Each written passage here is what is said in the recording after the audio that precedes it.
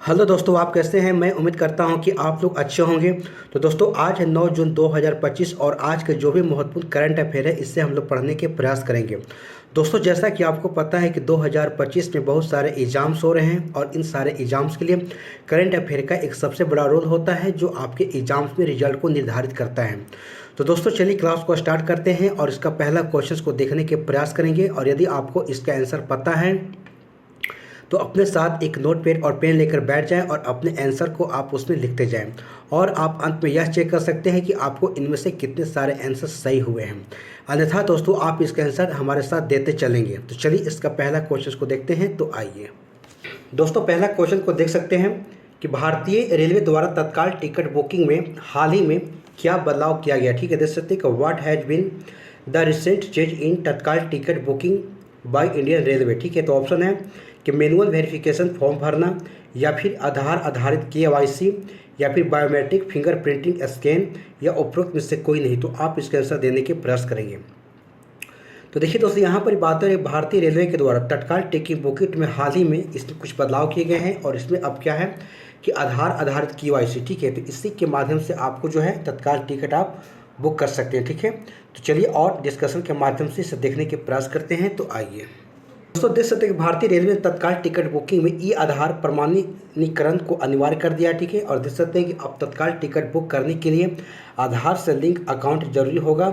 और देख सकते हैं कि बुकिंग के समय आधार आधारित KYC पूरी करनी होगी। ठीक है, तो तमाम बातें को आपको ध्यान रखना है जो आपके लिए काफ़ी इंपॉर्टेंट है। दोस्तों, देख सकते हैं क्या फ़ायदा होगा। बातें हो रही कि जो कि स्केलिंग और जो कि वार्ड से टिकट बुकिंग में होने वाली धांधली यहाँ पर रुकेगी और वास्तविक यात्रियों को तत्काल जो कि टिकट मिलने में आसानी होगी। ठीक है, तो तमाम बातें को आपको ध्यान में रखना है। तो चलिए और इसे देखने के प्रयास करते हैं। तो आइए दोस्तों, 2 नंबर क्वेश्चन देख सकते हैं कि PM मोदी ने कहाँ चिनाब ब्रिज का उद्घाटन किया। ठीक है, तो where has PM Modi inaugurated the Chenab bridge. ठीक है, ऑप्शन है कि जम्मू कश्मीर है, लद्दाख है, हिमाचल प्रदेश है और उत्तराखंड है। तो आप इसका आंसर देने के प्रयास करेंगे। तो देखिए दोस्तों, PM मोदी के द्वारा चिनाब ब्रिज का उद्घाटन किया गया कहाँ, जम्मू और कश्मीर में। ठीक है, तो इसे आपको ध्यान में रखना है। तो चलिए और डिस्कशन के माध्यम से देखने के प्रयास करते हैं। तो आइए दोस्तों, यहाँ देख सकते हैं कि प्रधानमंत्री मोदी ने 6 जून 2025 को जम्मू और कश्मीर में चिनाब नदी पर बने दुनिया के सबसे ऊंचे रेलवे आर्चर पुल चिनाब ब्रिज का उद्घाटन किया। ठीक है, देख सकते हैं कि प्रधानमंत्री मोदी ने 2 वंदे भारत एक्सप्रेस ट्रेनों, एक श्री माता वैष्णो देवी कटारा से श्रीनगर और दूसरी श्रीनगर से कटारा को भी हरी झंडी को दिखाई है। ठीक है, तो आपको इसको ध्यान रखना है जो आपके एग्जाम्स के पॉइंट ऑफ व्यू से काफ़ी इंपॉर्टेंट है। दोस्तों, आगे देख सकते हैं और बातें बताई कि चिनाब ब्रिज के बारे में और देख सकते हैं। ठीक है, कि दुनिया के सबसे जो कि ऊंचा रेलवे आर्क पुल है। ठीक है, और इसकी ऊंचाई की बात करें तो 359 मीटर है, यानी एफिल टावर से भी ऊंचा है। इसकी लंबाई की बात करें देख सकते हैं कि 1.31 जो कि यहाँ पर मीटर है। उसके बाद एक लागत निर्माण की बात करें हम, जिसकी लागत है देख सकते हैं कि 14.86 अरब, यानी कि लगभग देख सकते हैं कि डॉलर में 180 मिलियन डॉलर है। लोकेशन की बात करें तो चिनाब नदी पर जो कि जम्मू और बारामूला रेलवे रिंग का एक हिस्सा है, देख सकते हैं। और इसके निर्माण जो कंपनियां हैं देख सकते हैं कि of cons infrastructure, VSL India यानी अल्ट्रा कंस्ट्रक्शन जो कि दक्षिण कोरिया की कंपनी है। और इसमें देख सकते हैं कि भूकंप रोधी रिक्टर स्केल पर 8 डिग्री जो कि 8 तीव्रता तक के भूकंप को सहन कर सकता है। ठीक है, तो तमाम बातें को आपको ध्यान में रखनी है जो आपके एग्जाम्स के पॉइंट ऑफ व्यू से काफ़ी इंपॉर्टेंट है। दोस्तों, आगे देख सकते हैं बातें कि 266 किलोमीटर प्रति घंटा की गति तक की हवाओं को झेल सकती है। और यह पुल जो हर मौसम में जम्मू कश्मीर को भारत से जोड़ता है। ठीक है, देख सकते हैं। और यह पुल जम्मू कश्मीर के रायसेन जिले की कोरी और बक्कल इलाकों को जोड़ता है। ठीक है, तो देखिएगा। और परियोजना की शुरुआत की बात करें 2002 में स्वीकृत, जो कि 2017 में इसे पूरा निर्माण यानी अगस्त 2022 में इसे कर लिया गया था। ठीक है, तो तमाम बातों को आपको ध्यान में रखना है जो आपके एग्जाम्स के पॉइंट ऑफ व्यू से काफ़ी इंपॉर्टेंट है। दोस्तों, इसमें और बातें बताई गई देख सकते हैं कि पहला अगर ट्रायल की बात करें हम तो जून 2024 में इसका सफलतापूर्वक हुआ। उसके बाद देख सकते हैं आगे और बातें बताई गई हैं कि रेल यातायात के लिए उद्घाटन 6 जून 2025 को हो गया। ठीक है, तो इस बात को आपको ध्यान रखना है। दोस्तों, यहाँ पर एक और पुल की बातें हो रही है, इसको भी थोड़ा ध्यान में रखिएगा। बातें और देख सकते हैं कि अंची खंड पुल की बातें हो रही। ठीक है, तो 6 जून 2025 को PM मोदी के द्वारा अंची खंड पुल का भी उद्घाटन किया गया। ठीक है, इसको भी ध्यान रखना आपको है। और देख सकते हैं कि अंची खंड पुल भारत का पहला जो कि केवल स्टेट रेलवे पुल है, ठीक है, और जम्मू कश्मीर के रियासी जिले में स्थित है, ठीक है, इसको भी ध्यान रखना आपको है। और यह पुल उधमपुर श्रीनगर जो कि बारामूला रेल लिंक परियोजना का एक हिस्सा है। और यह पुल देख सकते हैं कि 725 मीटर लंबा है और इसका मुख्य फैलाव 290 मीटर तक है, देख सकते हैं। और यह पुल नदी तल से देख सकते हैं कि 331 मीटर ऊपर है और जबकि 96 ऊंच तन जो कि केवल तारों द्वारा इसे टिका हुआ है, ठीक है। तो तमाम बातें को आपको ध्यान में रखना है जो आपके एग्जाम के पॉइंट ऑफ व्यू से काफ़ी इंपॉर्टेंट है, ठीक है। तो चलिए और नेक्स्ट क्वेश्चन देखते हैं। तो आइए दोस्तों, नेक्स्ट क्वेश्चन देख सकते हैं कि भारतीय रिजर्व बैंक आरबीआई ने किस ई कॉमर्स कंपनी को एनबीएफसी यानी कि नॉन बैंकिंग फाइनेंस कंपनी का लाइसेंस प्रदान किया, ठीक है। देख सकते हैं कि the Reserve Bank of India यानी RBI has granted NBFC non financing जो कि non banking financial company licence to which e commerce company, ठीक है। तो ऑप्शन है कि अमेजोन है, मीशो है, फ्लिपकार्ट है और स्नैपडील है। तो आप इसके आंसर बताने के प्रयास करेंगे। तो देखिए दोस्तों, भारतीय रिजर्व बैंक आरबीआई ने ई कॉमर्स की बात की जाए तो कंपनी को देख सकते हैं कि फ्लिपकार्ट जो कि कंपनी को एनबीएफसी का लाइसेंस प्रदान किया, दे सकते हैं, ठीक है। तो इसे आपको ध्यान में रखना है। तो चलिए और डिस्कशन के माध्यम से देखते हैं। तो आइए दोस्तों, देख सकते हैं भारतीय रिजर्व बैंक आरबीआई ने फ्लिपकार्ट को एनबीएफसी नॉन जो कि बैंकिंग फाइनेंशियल कंपनी का लाइसेंस दे दिया है, देखते हैं। और एनबीएफसी लाइसेंस मिलने से फ्लिपकार्ट अब सीधे ग्राहकों को लोन दे सकता है, ठीक है। लेकिन फ्लिपकार्ट बैंक की तरह डिपॉजिट जमा नहीं ले सकता है, इस बात ध्यान रखिएगा। और यह पहली बार जब आरबीआई ने किसी बड़ी ई कॉमर्स कंपनी को एनबीएफसी का लाइसेंस को दिया है, ठीक है। तो तमाम बातें जो आपके लिए काफ़ी इंपॉर्टेंट है, इससे आपको ध्यान रखना है। दोस्तों, यहाँ पर फ्लिपकार्ट के बारे में थोड़ा सा समझते हैं क्या है। तो भारत के सबसे बड़ी ई कॉमर्स कंपनी में से एक है और 2007 में सचिन बंसल और बिन्नी बंसल ने फ्लिपकार्ट की शुरुआत की थी, ठीक है। तो तमाम बातें को आपको ध्यान में रखनी है। तो चलिए और नेक्स्ट क्वेश्चन देखते हैं। तो आइए दोस्तों, नेक्स्ट क्वेश्चन देख सकते हैं, ठीक है, कि बात हो रही कि दुनिया के टॉप 10 स्टार्टअप शहरों की बात की जाए 2025 की सूची में शीर्ष पर कौन सा शहर है, ठीक है। देख सकते हैं कि which city top the list of the top 10 startup cities in the world 2025, ठीक है। तो ऑप्शन है कि न्यूयॉर्क है, लंदन है, सैन फ्रांसिस्को है और बेंगलुरु है। तो आप इसके आंसर बताने के प्रयास करेंगे।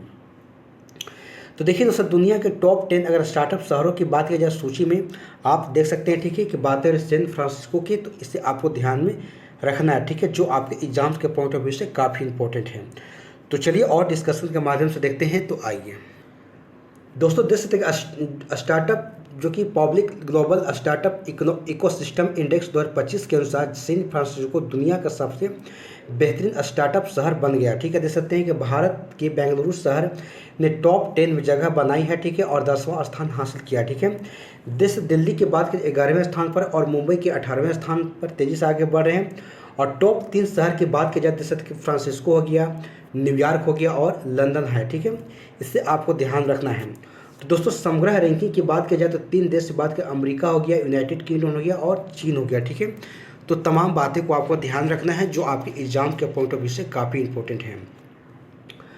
दोस्तों, यहाँ देख सकते बातें हो रही है कि समग्र रैंकिंग भारत को देख सकते हैं कि 20वां स्थान प्राप्त हुआ है। और दोस्तों, यहाँ पर 2025 के सूचकांक में भारत की रैंक और उसका पहला स्थान को देखने का प्रयास करेंगे जो आपके एग्जाम्स के पॉइंट ऑफ व्यू से काफ़ी इंपॉर्टेंट है। तो दोस्तों, यहाँ पर देख सकते हैं विश्व स्वतंत्रता सूचकांक की बात की जाए 2025 में जो कि भारत का 151वां स्थान है, जबकि पहला स्थान नॉर्वे का, ठीक है।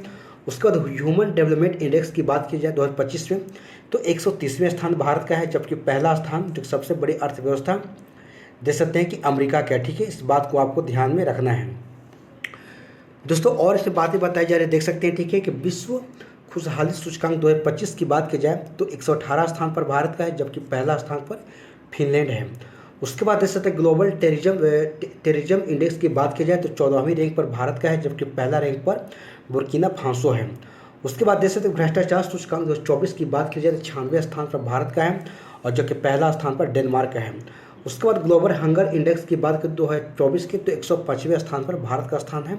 तो तमाम इंडेक्स आपके लिए काफ़ी इंपॉर्टेंट है, इससे आपको ध्यान में रखना है जो आपके एग्जाम्स के पॉइंट ऑफ व्यू से काफ़ी इंपॉर्टेंट है। तो चलिए नेक्स्ट क्वेश्चन देखते हैं। तो आइए दोस्तों, देख सकते हैं 5 नंबर क्वेश्चन के हाल ही में 2025 से भारत का शीर्ष ब्लूबेरी उत्पादक राज्य कौन बना, ठीक है। देख सकते कि which state has recently become India top blueberry producing state in 2025, ठीक है। तो ऑप्शन है कि कर्नाटक है, महाराष्ट्र है, हिमाचल प्रदेश है और छत्तीसगढ़ है। तो आप इसका आंसर देने की प्रयास करेंगे। तो देखिए दोस्तों, हाल ही में 2025 की बात की जाए तो भारत का शीर्ष ब्लूबेरी उत्पाद राज्य की बात की जाए तो कौन है, तो महाराष्ट्र है, ठीक है। इससे आपको ध्यान में रखना है। तो चलिए और डिस्कशन के माध्यम से देखते हैं। तो आइए दोस्तों, देख सकते हैं कि महाराष्ट्र सरकार की बात की जाए 2025 से भारत का सबसे बड़ा ब्लूबेरी उत्पादक राज्य बन गया है और पुणे और नासिक की मिट्टी जो कि ब्लूबेरी के लिए आदर्श है, ठीक है। आगे देख सकते हैं कि भारत के शीर्ष 5 अगर ब्लूबेरी उत्पादक की बात की जाए तो महाराष्ट्र है, कर्नाटक है और हिमाचल प्रदेश है और तमिलनाडु और उत्तराखंड है, ठीक है। इससे आपको ध्यान में रखना है। तो चलिए और नेक्स्ट क्वेश्चन को देखने के प्रयास करते हैं। तो आइए दोस्तों, नेक्स्ट क्वेश्चन देख सकते हैं कि विश्व खाद्य सुरक्षा दिवस हर साल कब मनाया जाता है, ठीक है। तो when is world food safety day observe every day, ठीक है। तो ऑप्शन है कि 5 जून को, 6 जून को, 7 जून को और 8 जून को। तो आप इसके आंसर बताने की प्रयास करेंगे।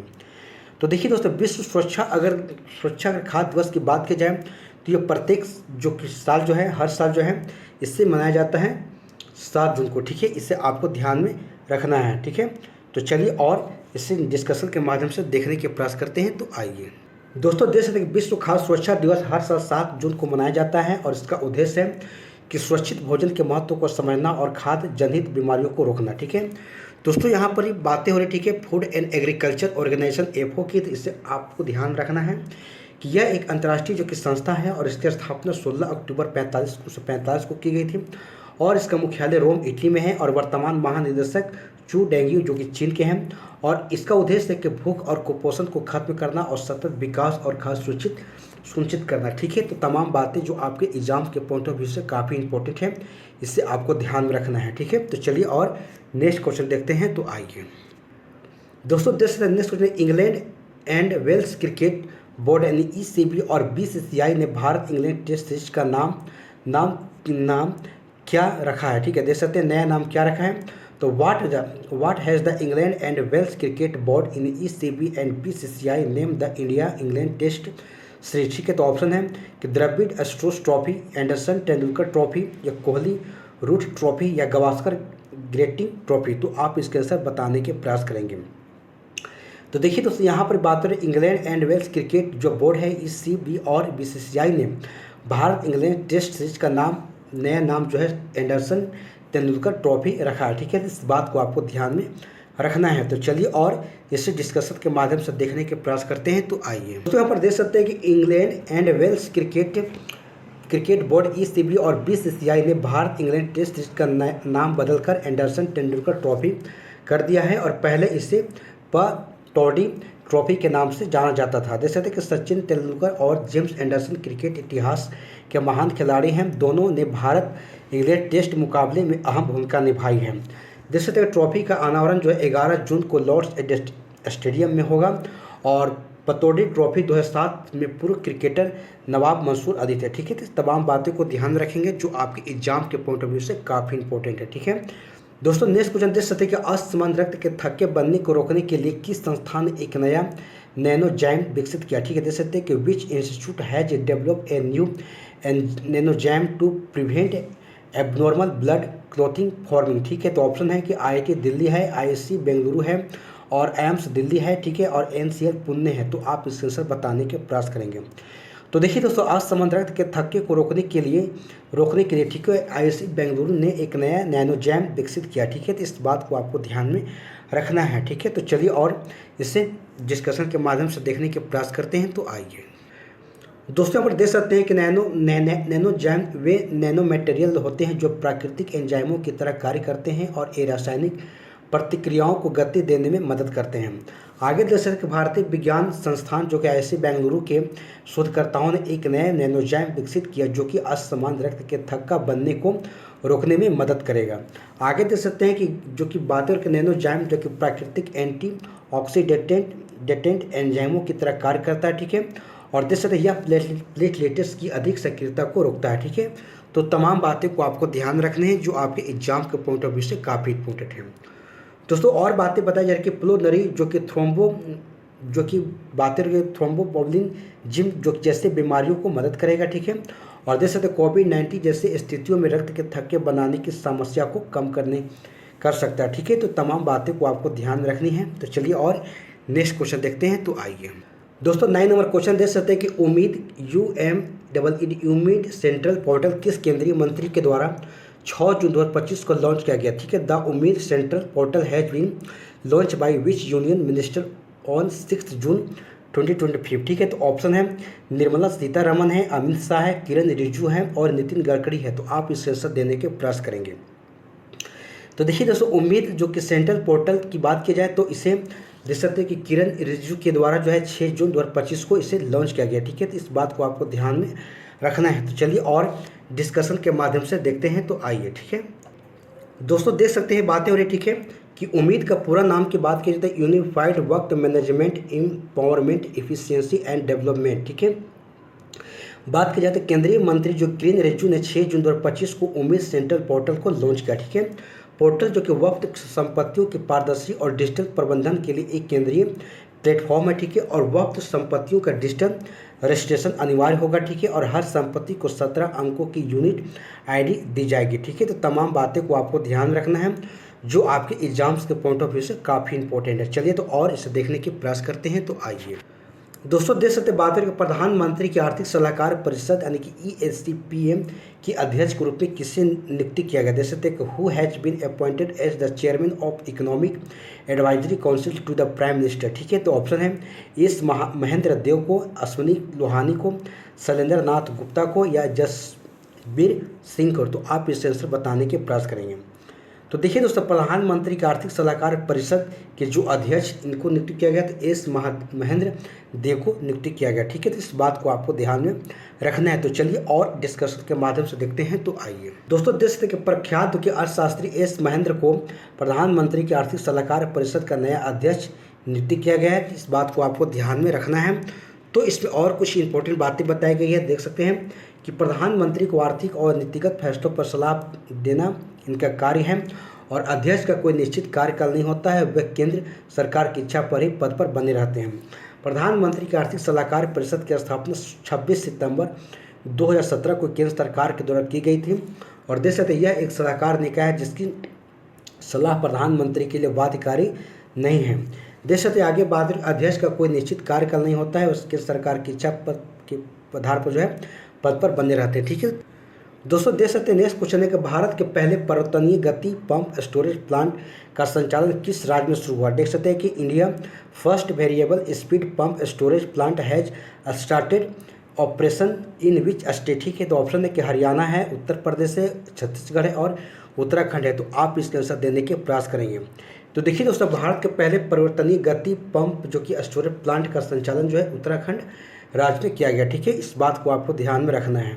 तो चलिए और डिस्कशन के माध्यम से देखते हैं, तो आइए दोस्तों देख सकते हैं THDC यानी इंडिया लिमिटेड टिहरी उत्तराखंड भारत के पहले पर्वतनीय गति पंप स्टोरेज प्लांट की 250 मेगावाट के पहले यूनिट का सफल संचालन शुरू कर दिया। ठीक है, देख सकते हैं कि पर्वतनीय गति पंप स्टोरेज प्लांट आंतरिक जो बिजली को स्टोर करके जरूरत के समय सप्लाई करता है। कुल क्षमता की बात की जाए 1000 मेगावाट, देखिए पहली यूनिट 250 मेगावाट और स्थान की बात की जाए टिहरी हाइड्रो पावर कॉम्प्लेक्स जो कि उत्तराखंड और इसके निर्माण कंपनी की बात की जाए तो वही सेम है कि THDC जो कि लिमिटेड कंपनी है। दोस्तों तमाम बातों को ध्यान रखना है जो आपके एग्जाम के पॉइंट ऑफ व्यू से काफ़ी इंपॉर्टेंट है। दोस्तों देख सकते हैं कि टिहरी हाइड्रो डेवलपमेंट कॉरपोरेशन की बात की जाए तो भारत की एक प्रमुख जो कि हाइड्रो इलेक्ट्रिक पावर कंपनी है और यह राष्ट्रीय ताप विद्युत निगम यानी NTPC के अधीन कार्यरत है और इसकी स्थापना देख सकते हैं कि 12 जुलाई 1988 को की गई थी और इसका मुख्यालय क्या है तो ऋषिकेश उत्तराखंड में। ठीक है, तो तमाम बातें को आपको ध्यान रखना है जो आपके एग्जाम के पॉइंट ऑफ व्यू से काफ़ी इंपॉर्टेंट है। तो दोस्तों इस प्रकार से हमारा 11th क्वेश्चन समाप्त हो जाते हैं और यदि हमारा वीडियो आपको अच्छी लगी हो तो इसे लाइक शेयर जरूर कीजिएगा और यदि हमारे चैनल पर आप पहली बार आए हैं तो हमारे चैनल को सब्सक्राइब करके बेल आइकन घंटी ऑन कर लीजिएगा, जब भी मैं वीडियो अपलोड करूँ तो इसकी नोटिफिकेशन आपके तक पहुँच सके। तो चलिए दोस्तों क्लास को यहीं पर समाप्त करते हैं। अगले दिन फिर एक नए करंट अफेयर के साथ हमारी आपके साथ मुलाकात होगी। तब तक के लिए धन्यवाद। जय हिंद, जय भारत।